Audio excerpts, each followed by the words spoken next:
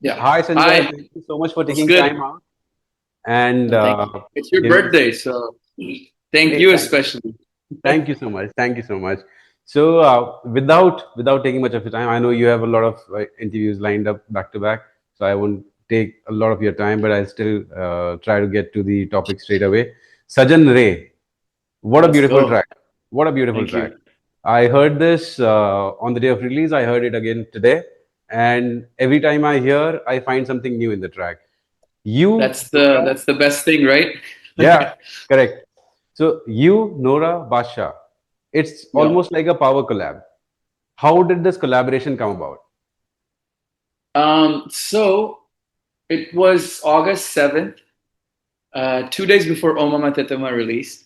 I still remember I was just going through my voice notes because I usually voice note ideas. I like to be present in the moment, and then if something comes, I'll record it, and then we'll make an idea out of it. Yeah, That's what my process is. yeah, But I think yeah, I woke up with the idea, and I woke up in the morning. It was just in my head. Yeah, that was that, and that was the hook, and the word Sajan Re. And then I was trying different lyrics after that, like what can I do in the that melody. But O Mama Tetema was such a great hook. yeah. Even That's true. babies relate to that hook. Like everybody can sing that back because of how short, punchy, and chanty it is. Yeah, So I was like, we should just repeat jare jare jare jare, like like how a doll's rhythm is, right? Like that's the swing and the rhythm of the record. So then that became the hook, and yeah, I met Nora I think a week or two after. She was in LA, and I played it to her, and I was like, yo, I think we should work on this one next. And she's like, dude, I love it, like, when do we do this? I'm like, well, as of now, I only have the hook. I don't have anything else.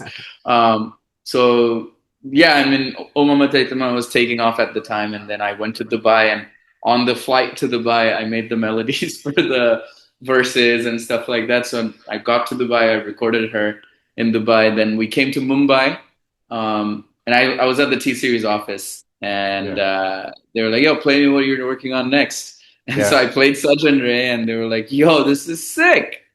Nora was sitting there, and she's like, "Okay, so what do we do? Like, this is all we have." I'm like, "I hear a rapper on this," and I was not going to say his name. I didn't know Badshah then, and then people feel the energy in the room, Yeah, and they correct. feel the energy when they hear a record. And everybody heard Badshah, and Nora is friends with Badshah. She Yeah, happened to be in a flight with him the next day. She played him the record, and he loved it, and then we got an insane verse from him after.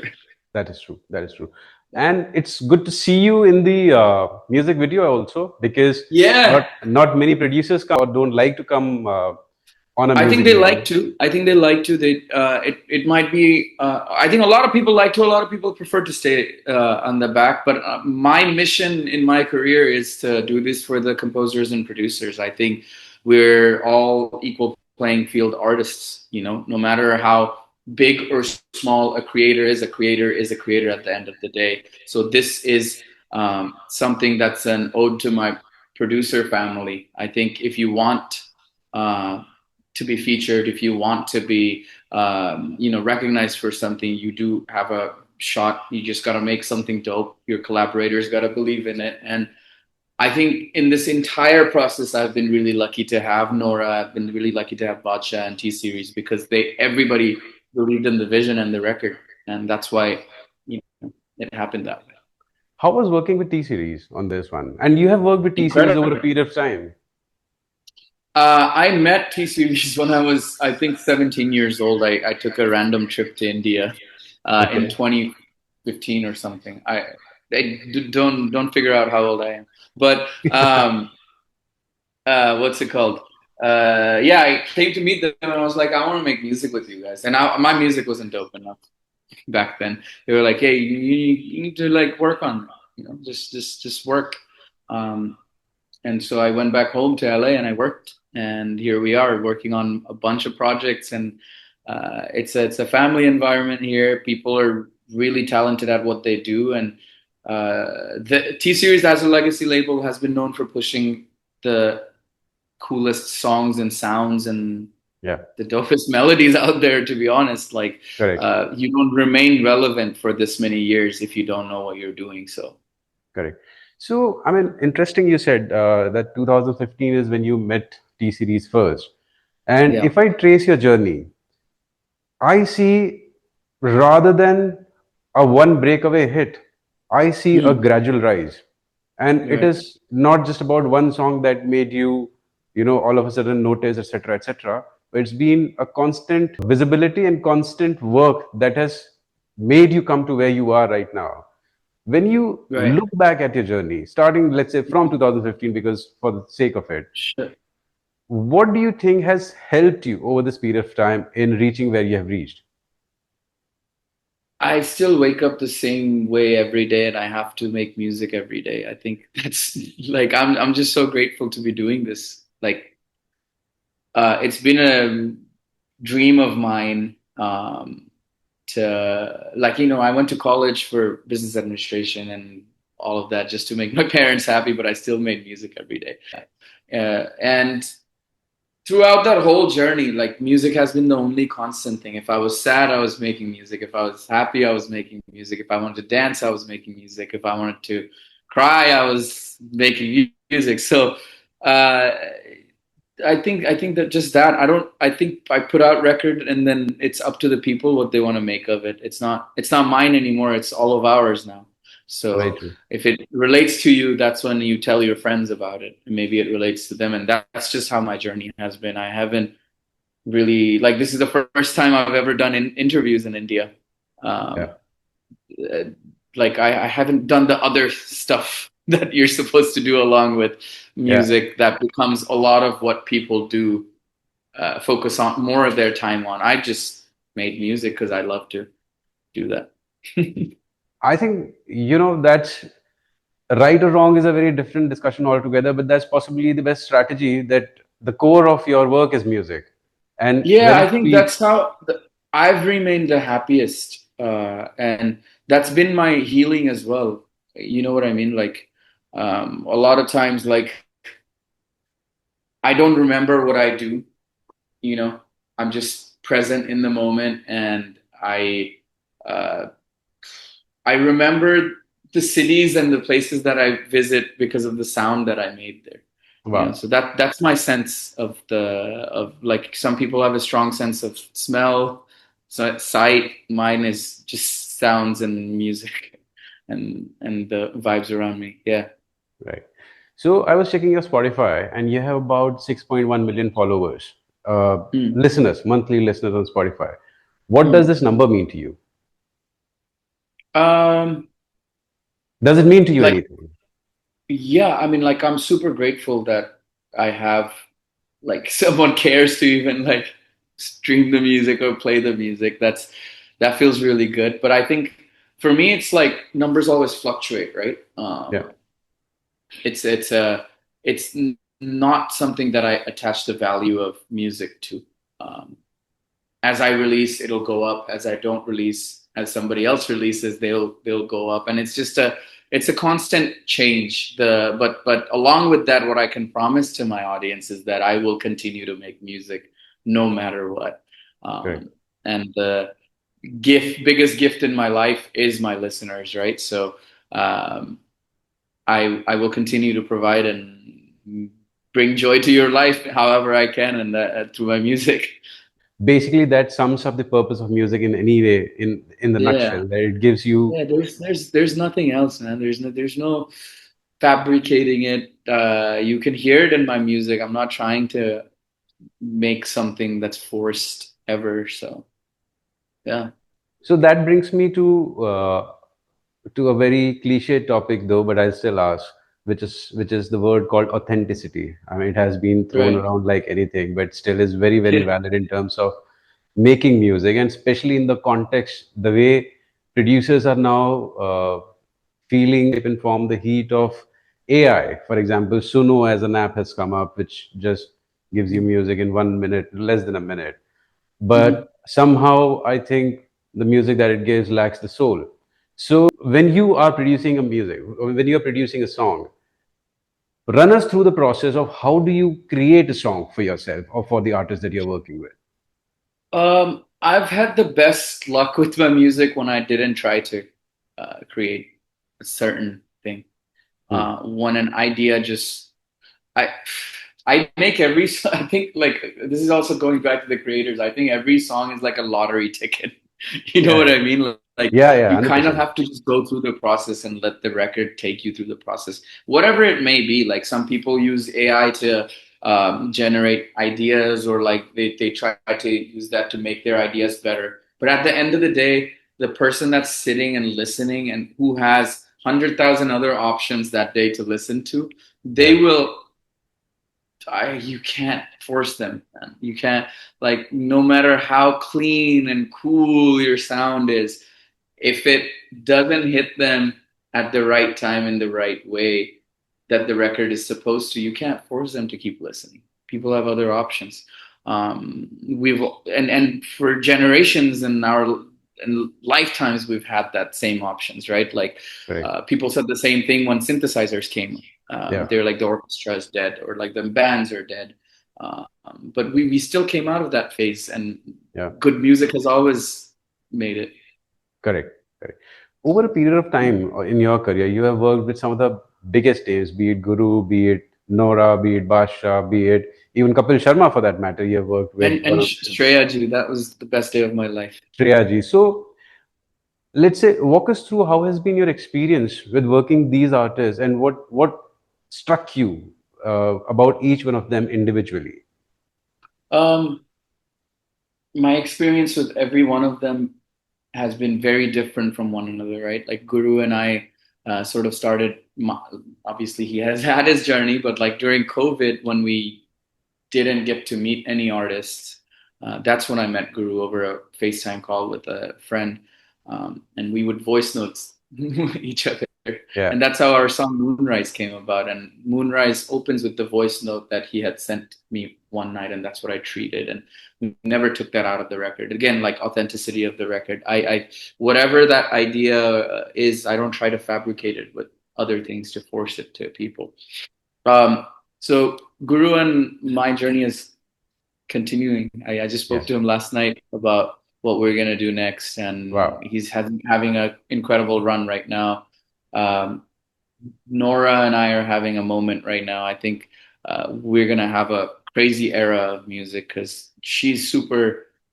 she's insanely talented, man, and she's insanely hardworking. And I've learned so much from just observing how it's not just your talent, and it's like you gotta bring it. Like, everybody is really really dope. Shreya ji was like being in the presence of like she's a goddess to me. Like, I don't know. I came to India in 2014 trying to work with her on a record. And I told her about the same story. I was like, you didn't respond to me then, but I knew I would get in the studio with you. I just needed to get better. uh, And I knew the right time would come, and that you guys can see that session. It's out in my profile. It was incredible. Like, and she and I are working on a lot of music together, and I think we're gonna have an insane journey together. I feel like you can say like a lot of the artists that I work with, I try to. It's not just about that song. I think we yeah. really connect on a musical level and uh, build something cool together.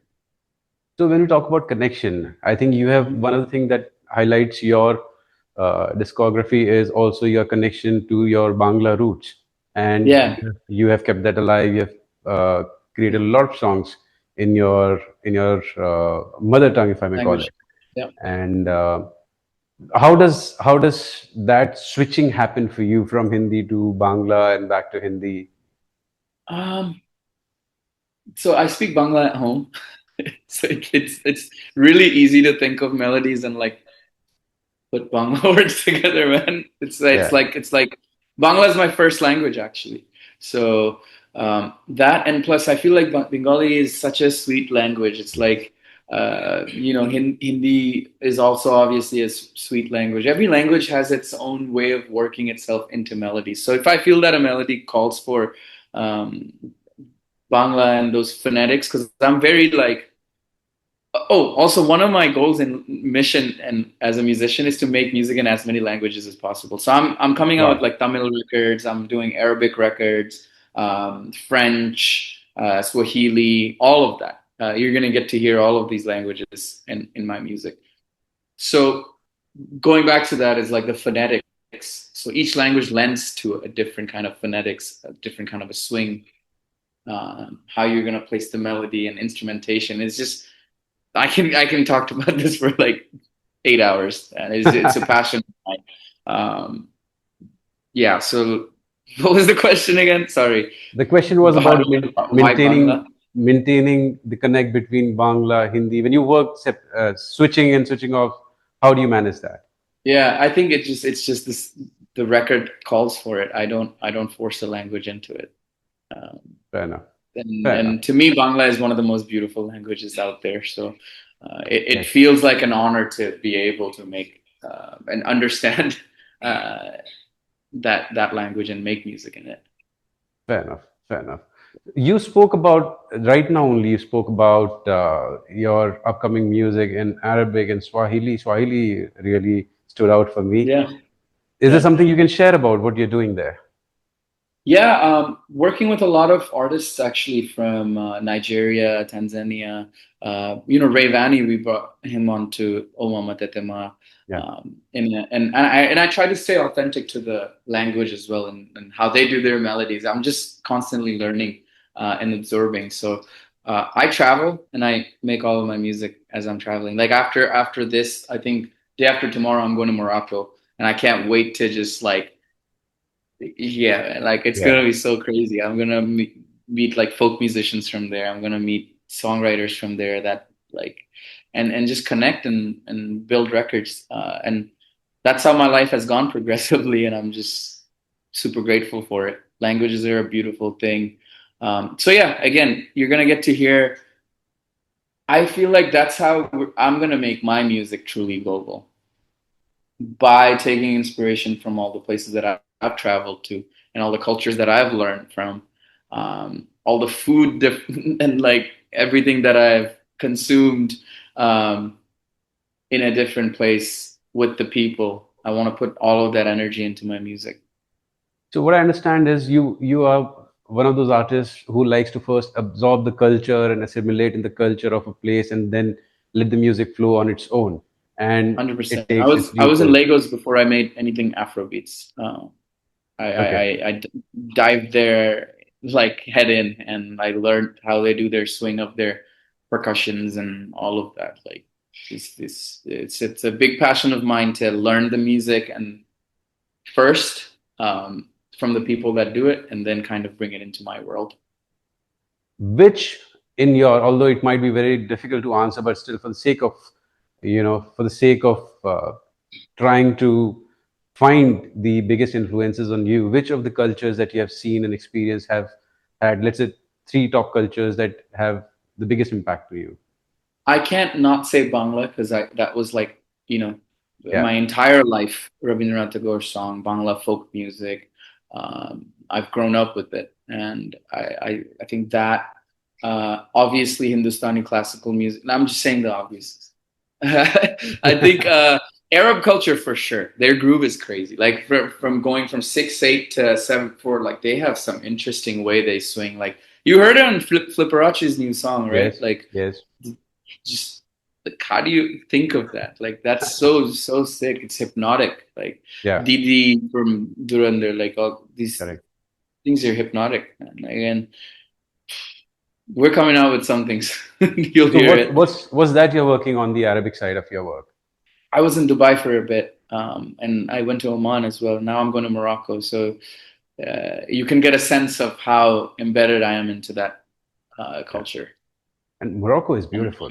I love the escapism in their sound. I love that they authentically just are like themselves in records. It's really Right. beautiful to me. So look, every artist, every performer. when he or she goes on stage and performs, they have a test song Right. to test the vibe of the crowd.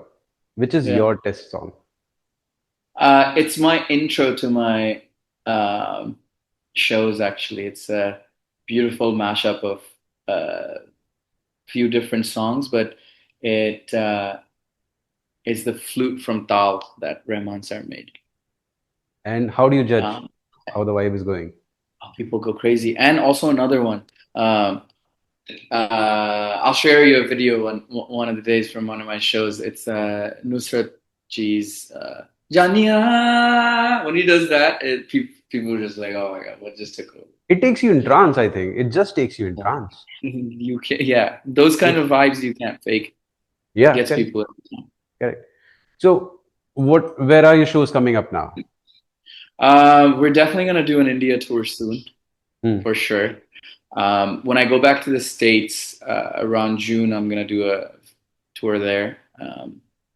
And yeah, there's obviously World Cup happening there too, so Yeah, some correct. interesting stuff there.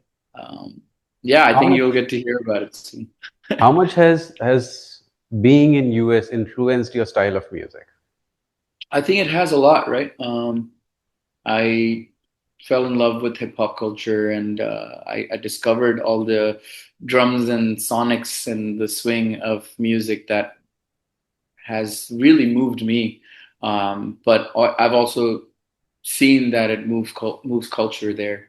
A lot of people relate to the way sounds are treated and the textures of the music, and I feel like that's embedded in me as well as the Indian side of it because I grew up with Bollywood, I grew up with Hindustani classical, Correct, and so whatever music I make is uh, you know.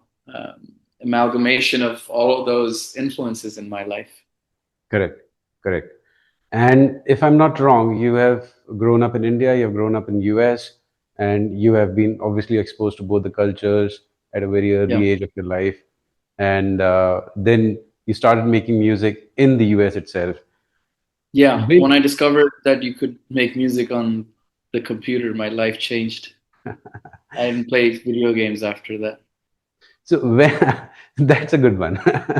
So when you started making music and you suddenly realized that, wow, my music is being listened to and I'm getting the attention from people who I don't even know. Mhm. What were your those early days in terms of exploring how visibility grows and what impact did it have on you and what kind of realization you had for yourself? So it again, just like my journey, it started as I still feel like I'm day one at my journey, obviously, but what's it called? It's almost like progressive, like a staircase. So I started DJing because I need to buy a car, and I was like pretty okay with making mashups and like remixes and stuff, and I was in high school, so I would play my mashups and edits to my friends, and they were like, "Yo, this is sick." I'm like, really? And then they would tell their friends about it. So, like how DJ kind of like breaks records, right? Like I would play at people's Sweet 16 parties and like make like $200 and like go get some Chinese food and then like put the rest in my savings so I could buy a car by the time I had to go to college. Yeah, And then so that was my journey and then like pockets of different people would be like, yo, it's really fun to watch him like mix Hindi music with like hip hop beats and EDM beats. And from there, it just progressively just grew, and I'm still doing the same thing. I don't. I mean, obviously, I'm not doing Sweet 16 parties anymore, yeah, but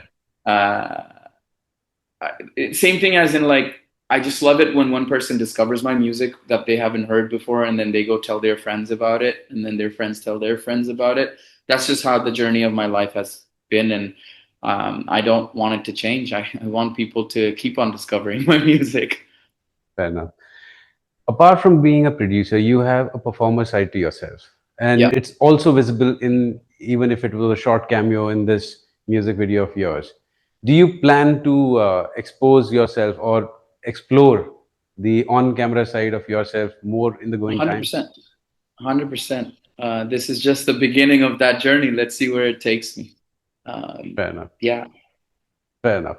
So, Sanjoy, if I have to just ask you that from 2015 to now, where you are from here, let's say if you have to hypothetically see yourself in 2030, what is Hmm. your vision? Just be grateful every day that I can create music, and hopefully I can keep doing this and people still enjoy the music.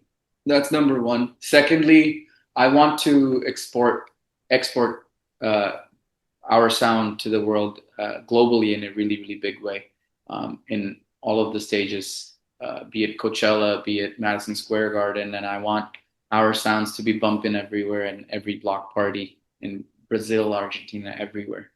Um, so hopefully, we'll take the music around the world. When you say your music, and our music through you to be exported to the globe and to the biggest stages that where artists perform. In India also we are seeing a lot of event or concert economies growing as we speak, Yeah, and every year you see it scaling up bigger. as and Yeah. when opportunities rise. What do you think, in your opinion, is something that can be done better for making the concert economy more viable, better in terms of crowd, better in terms of commercials, etc., etc.? I think a lot of artists around the world love to come to India and perform because of the sheer energy of the people here. Like Yeah, we really love music and we love artists here. yeah, So I don't think we need to change anything there. I feel like a lot of our artists, and especially someone like me, which I've just told you what my mission is, um, I would love to see our music being exported there. Like our artists doing this massive size of concerts there, and which is actually happening with Diljit Baji, Karan Bhai, and like a lot of others. So I think it's a beautiful time, and we've seen that fr from time to time we've seen just growth. So I think the I-pop sound is next to yeah. pop. I I love think what the Koreans have done with K-pop. I worked with GOT7 over there, and I learned a lot from them. And I think that mindset coming into India and us building something that is that beautiful as what they have done is going to be incredible. correct. That is true. If you have to, although you are still very young, right? Mhm. But if you have to give an advice to upcoming producers who are Yeah, looking at you and seeing how you have shaped your journey, how your work right. has been expanding, what are those 2 to 3 things that you would like to tell them? I would say create, be present, and create all the time, and just be grateful, man. Like the more you're grateful, the more you output, the more you're gonna get. That's why we literally call it releasing music. Like, we release it, right? Right. We give it to somebody, we give it to the audience and people. That's when you get, so just do that and express. Don't try to impress too much. Just be yourself, and you'll get to where you need to get to. I think I really like this line, just express, don't try to impress, because Yeah, yeah. that's possibly is the key of saying authentic and You can't connecting. force people to dance. Yeah, correct, correct. On that note, Sanjoy, I think I will take a leave, and thank Yeah, you so much for giving us time. It was lovely speaking with you, and we wish to you as keep. well. Happy birthday again. Thank you so much. Thank you so much, and Yeah, hope to see you again yeah. with your 100%. future releases. Thank you. Cheers. Thank you. I'll see you soon. Take care. Bye. Bye.